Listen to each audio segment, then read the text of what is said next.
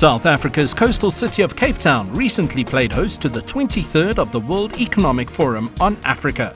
Held at the Cape Town International Convention Centre, this year's forum brought together over 900 public and private sector entities and individuals from across the region and around the world for the biggest African-focused forum to date. Themed Delivering on Africa's Promise, this year's annual gathering served as a platform for the delegates to discuss the continent's integration agenda, as well as to renew commitment to a sustainable path of growth and development. Three key themes featured throughout the discussions. Well, let me start off by just mentioning what the key areas of focus are this year. The overall theme is delivering on Africa's promise, and this is really about getting the basics right? With Africa's continued growth trajectory and the continued strong resilience to the global economic slowdown, we're seeing very strong focus now on investing in the long term. Getting the basics right we're focused on getting the basics right in three main areas. One is accelerating economic diversification, and this is basically looking at how to move away from dependence from primary commodities, move up the value chain, increase competitiveness and productivity. The second key area of focus is boosting strategic infrastructure, and here the main infrastructure that we're interested in is the infrastructure that connects the continent and that will bring down the cost of intra-Africa trade and make it easier for companies and the movement of labor and goods within the continent. And the third area of focus is unlocking Africa's talent, which is essentially about addressing the skills challenges and the job challenge that confronts the continent. Although widely regarded as an open and respected annual gathering, the forum is not immune to criticism, with some referring to it as just another expensive talk shop. Everything begins with talking, right? You need to talk before you can form a partnership, before you can act. Just in terms of actual activities that we've managed to see materialize from the talks is, for example, in South Africa, the Water Resources Group Partnership that has been looking to see how to bridge the water gaps and needs within Johannesburg, for example. We've also had a Grow Africa partnership initiative where we have seen about 800,000 farmers benefit over the last 2 to 3 years of its existence.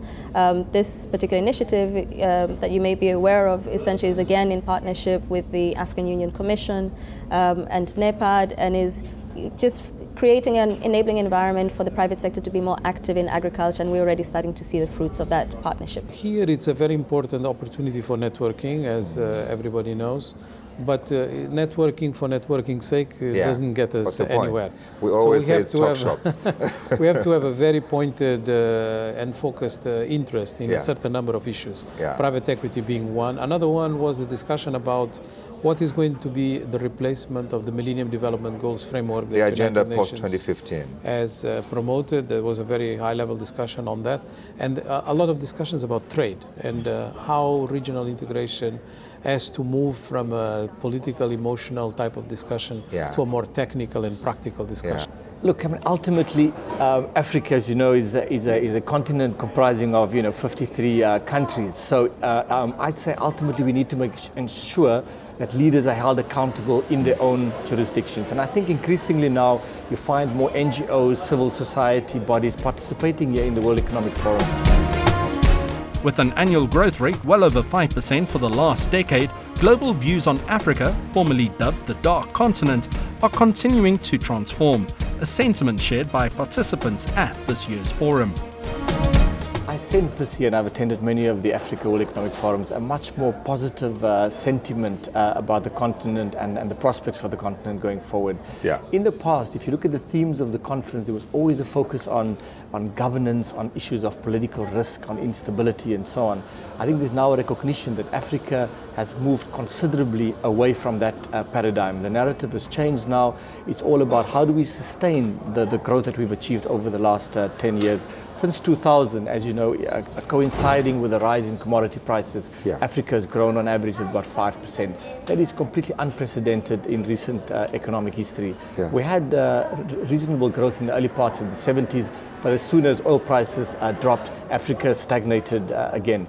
So the conversation this year is very much about how do we ensure that this growth is embedded, that we're able to have long-term sustainable growth that is not dependent on just the movement in commodities. So I sense a much greater focus on what are the hard challenges that Africa still face in order to embed that growth. And there is a completely different narrative being discussed this week than, for instance, 5 years ago.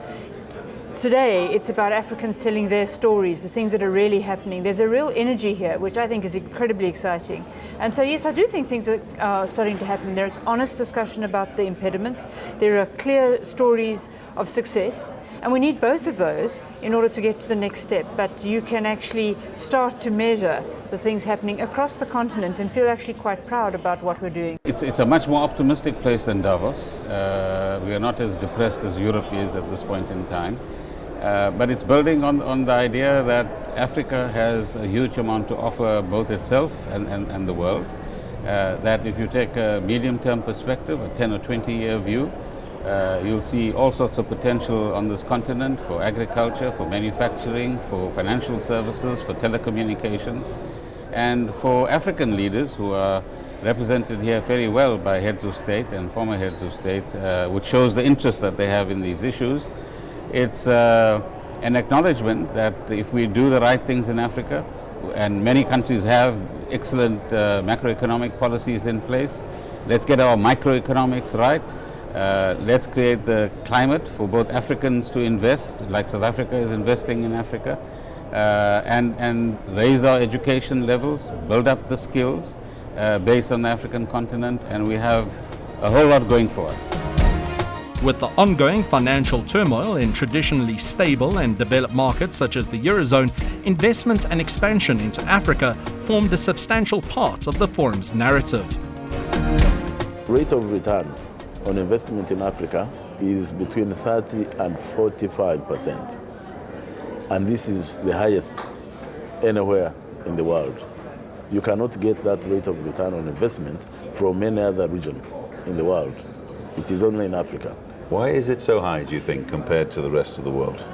Well, because it is profitable to invest in Africa. Because, you know, we have a lot of resources here. We have bottlenecks, okay, in terms of infrastructure and things like that. But once you overcome those, it's very profitable to invest in an African economy, generally. So that's one.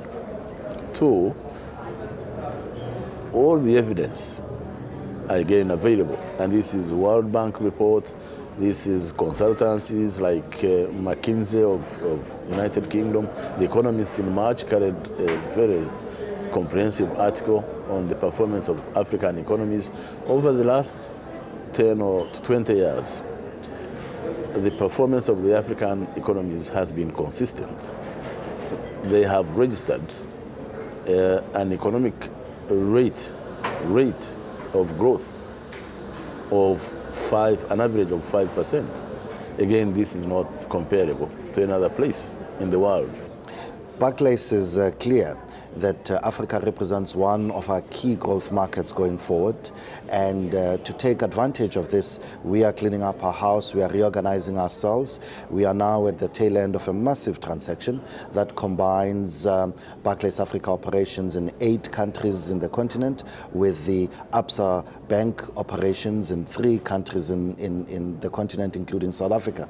This massive transaction, which will position one legal entity, Barclays Africa Group Limited, as the go-to bank for all of our interests in the continent, will put us in a position where we can support our organic and inorganic aspirations in here. Africa is a strategic continent for us. Though from a percentage-wise, it will not be a big significance. But definitely, if you look at it from on growth terms, it's definitely the highest in terms of growth. We are doubling our revenues every year in Africa. Coming off quite a low base, though, I would imagine, compared to your other jurisdictions.